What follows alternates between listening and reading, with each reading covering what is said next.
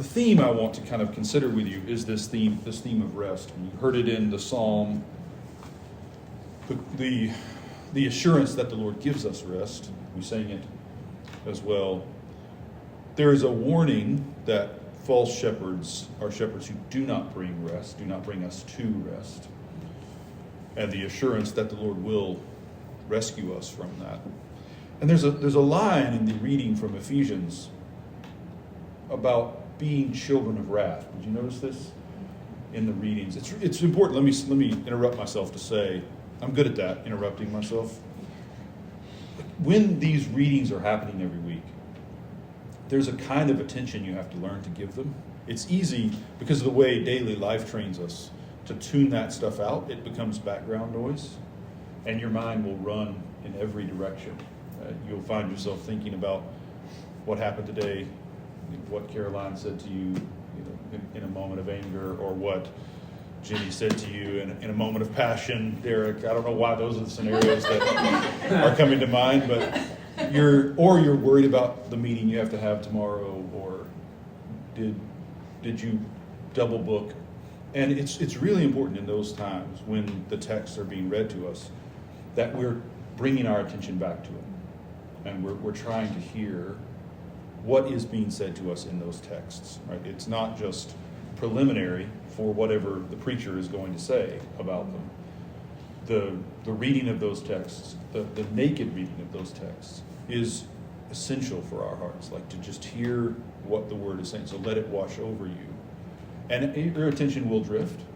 Just bring it back over and over. And learn to think of that returning, bringing your attention back, as a learning to give your attention to God, right? And to what He's saying to you. So there's a line in the reading that we are all children of wrath. There's so much nonsense that's been said about the wrath of God. You don't need me to give you any kind of rundown of that. You will have heard it many, many times. It's hard to escape. But there is a reason that Scripture talks about the wrath of God and being under wrath.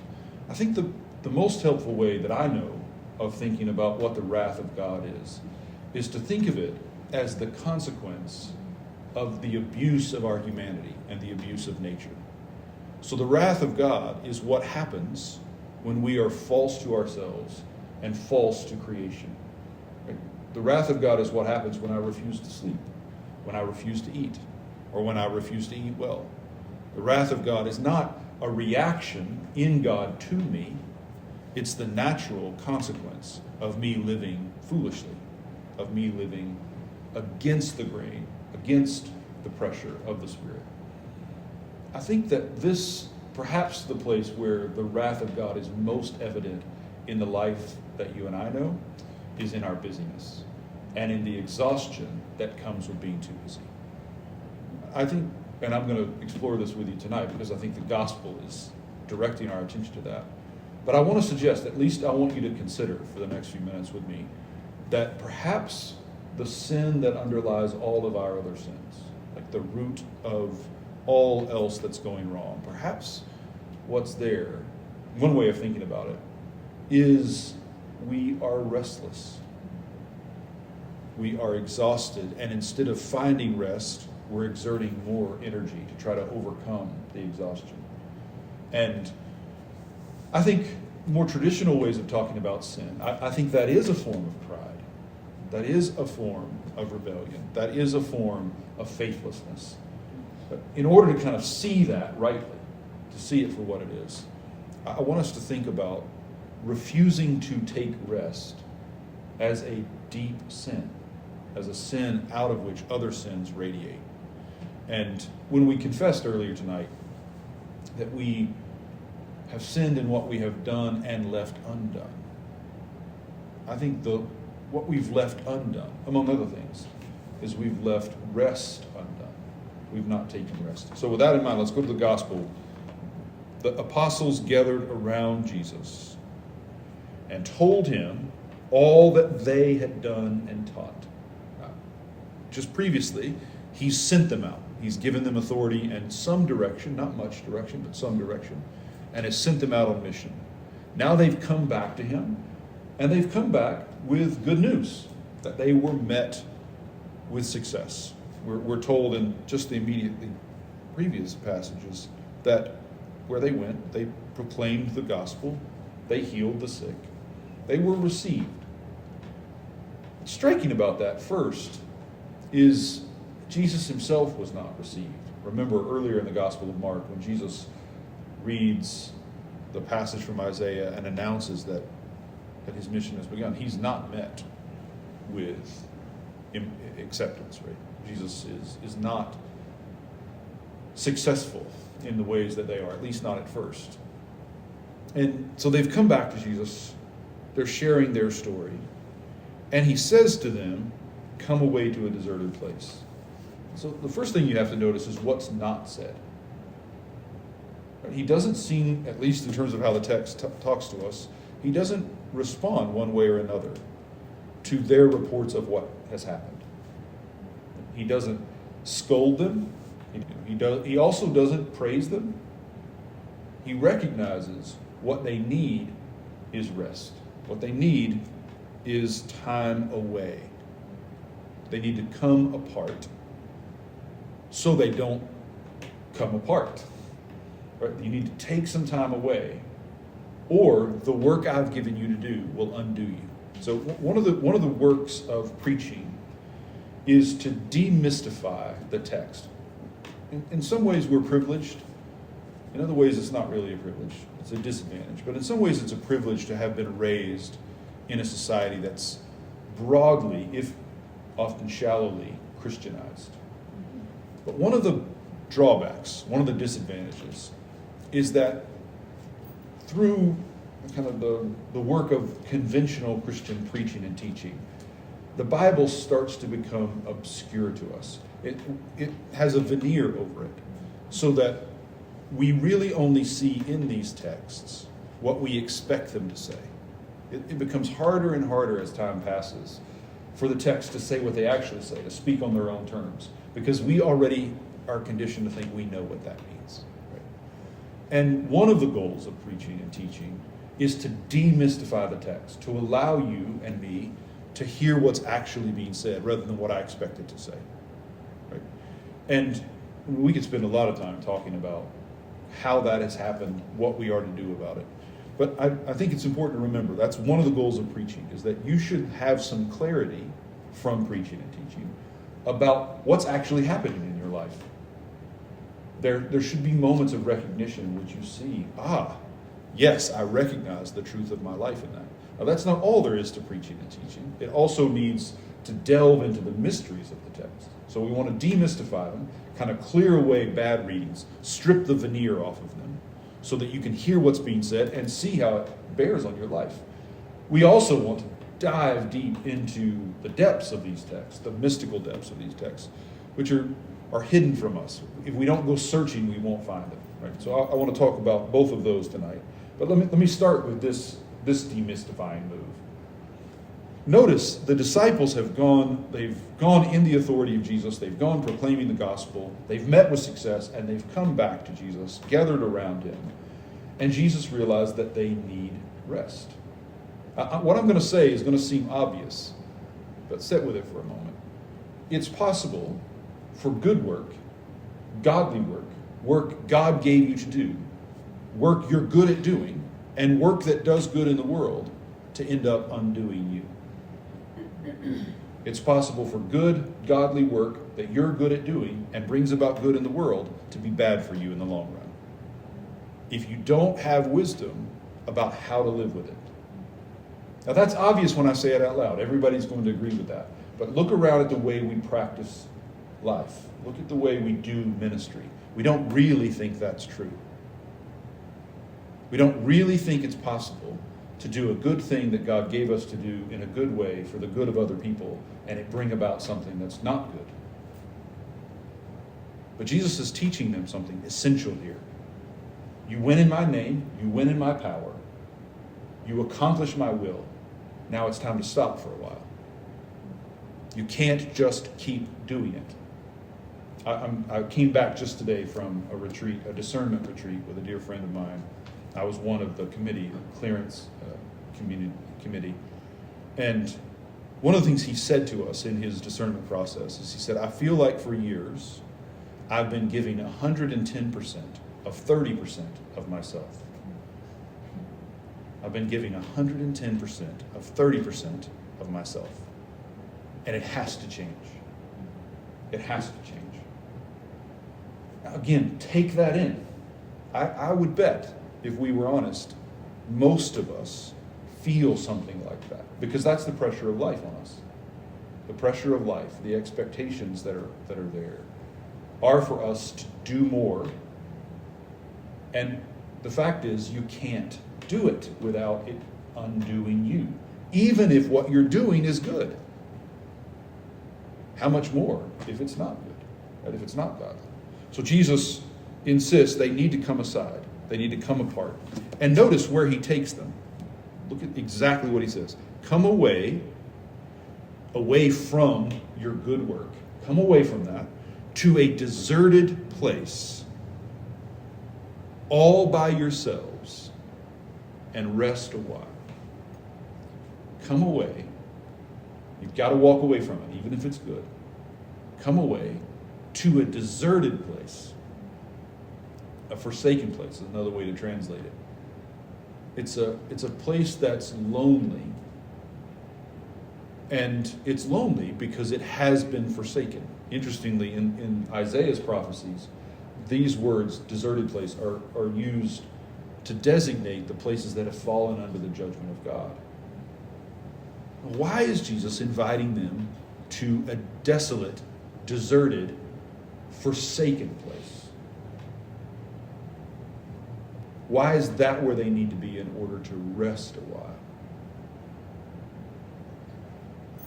I think it has a lot to do with kind of recognizing what happens if we don't rest. If I don't give myself to rest, again, even if I'm doing good things, in the long run, I burn out. In the long run, as I'm exhausted, I exhaust the people around me and exhaust the life around me. So Jesus takes them to a deserted place, to an isolated place, so they can rest a while. Notice, just a while.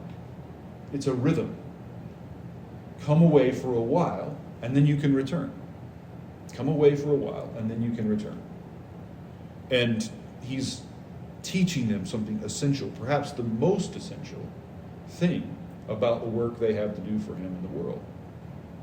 That if they can learn to step away even from their good work into rest, then when it's time to return to work, they will be right. Their hearts will be right for it. I think if you think about what happens in your relationships, your marriages, your families, when you get exhausted, one of two or both things happen. One is you have more conflict, and or you drift apart. So when you're exhausted, you can't function. Like when you've been giving 110% of 30% of yourself, the people that pay most are the people that depend upon you most, the people who are closest to you. And they might pay for it by you becoming impossible to live with. I know that would never happen to any of you, but it might happen to me. Or you might drift away where you're not really connected anymore. And so in terms of demystifying this text, I mean, you need to stop and let yourself reflect for a moment. I mean, ask God to show you how to get to that lonely place where you can recover. You need to rest. You need to come away from what you're doing. And by the Lord's work, I don't just mean work related to church, work related to ministry. I mean being a spouse. I mean being a parent. I mean being a friend. Being a teacher.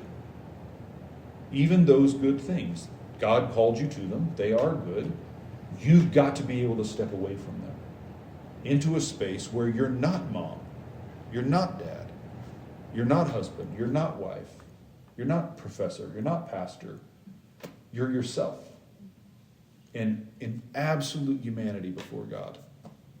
And without that kind of rest, you won't be able to be yourself as mom, as dad, as friend, as pastor.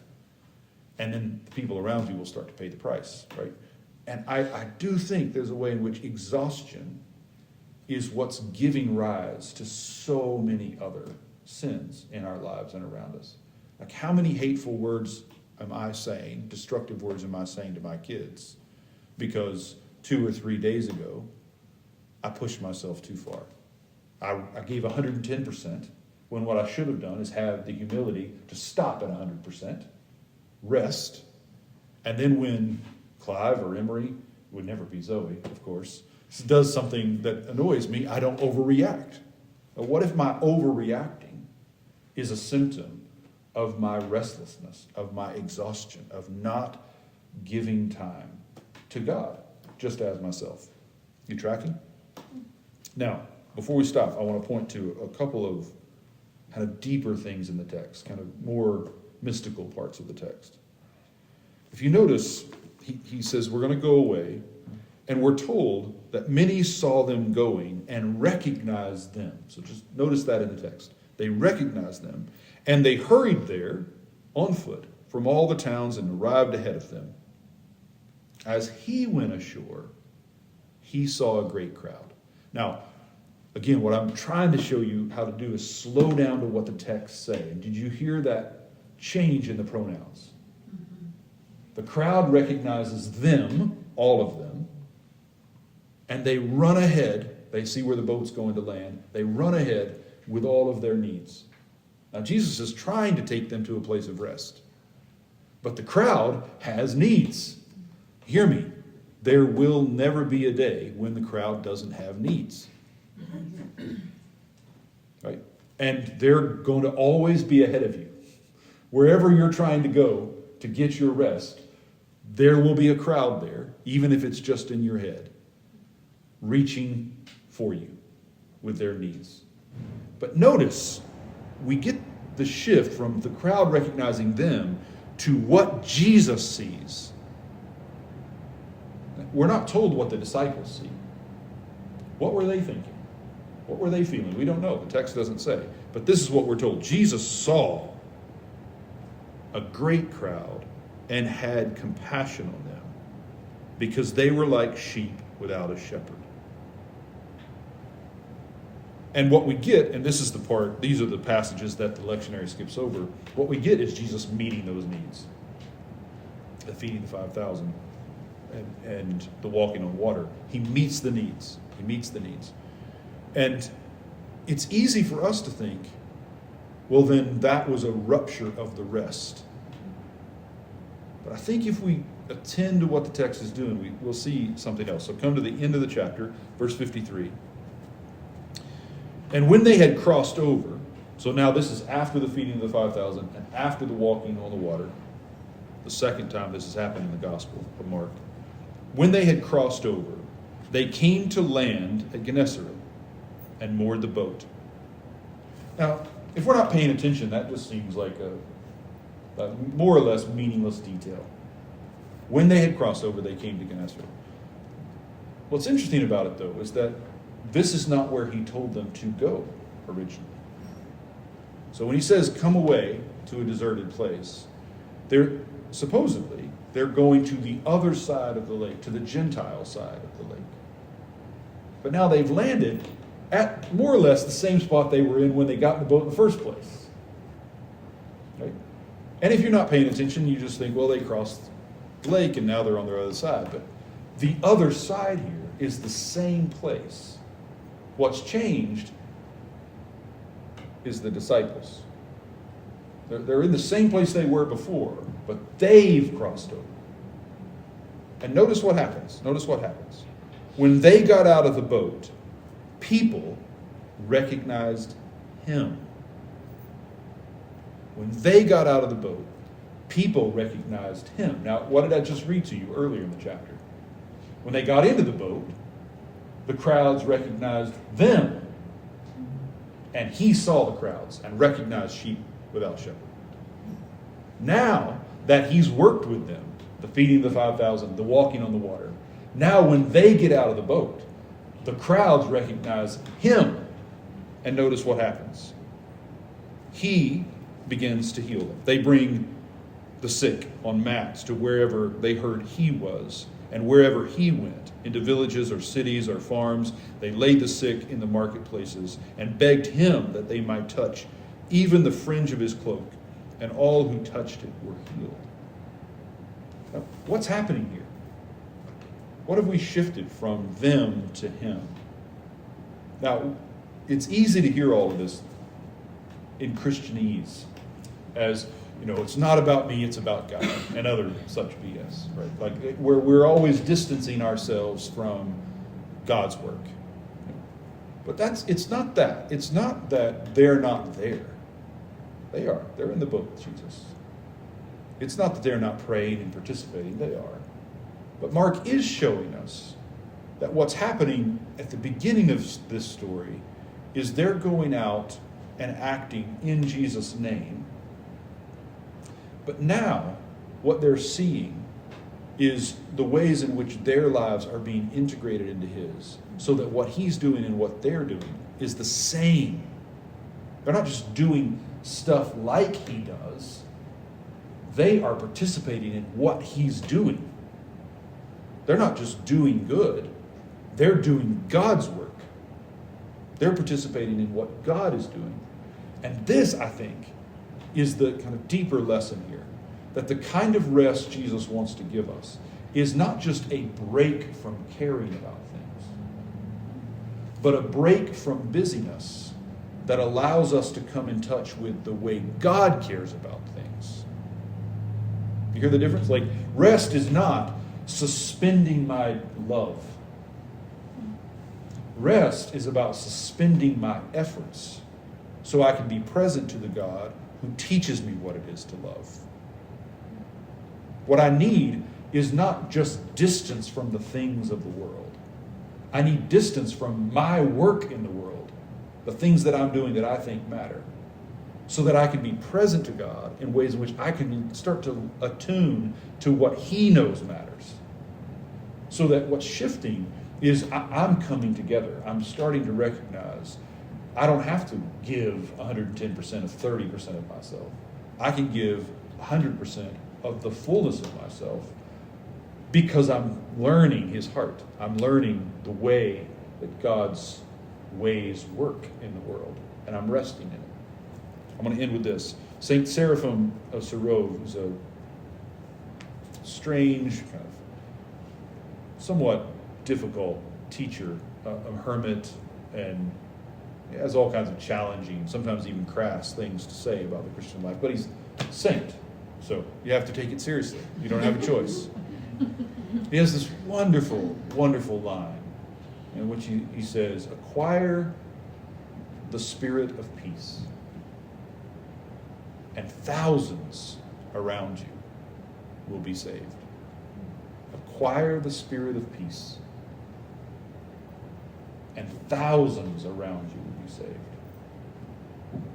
Now, I grew up, as many of you did, in a form of Christianity that was very, very interested in thousands of people getting saved. But it did not have any interest in acquiring the spirit of peace. I think what the Lord is saying to us, and I don't just mean those of us in this room, I mean those we're here for, is we must come apart. The reason we've come apart is that we have not learned the rhythms of grace, what Eugene Peterson called the unforced rhythms of grace. And we've been living at 110%, 30% of ourselves, with ambition that we're going to change the world. We're going to fill in the blank, whatever good thing it is we think we're aspiring to do. But what's happened is we've come apart. And our humanity is being lost. And our vision of God is distorted. And if we do not acquire the spirit of peace, thousands around us may become Christian, but they won't find salvation. They may sign up or raise their hand or come forward, but they won't find the life that God means for them, the abundant life that God means for them. They won't find the fruit of the Spirit and the gifts of the Spirit that the Spirit wants to give them. The only way they're going to find the salvation God means for them is if we live with peace. And the only way we're going to acquire the spirit of peace is if we know how to rest from the stuff that we're doing. Let Jesus lead us away to the desolate place where I'm not bishop or priest or dad or husband or son. I'm just alone with the Lord as the person he knows me to be. And as my humanity recovers there, I come back to being bishop and priest and dad and husband and friend, settled, at peace. Acquire the spirit of peace, and thousands around you will be saved. Amen.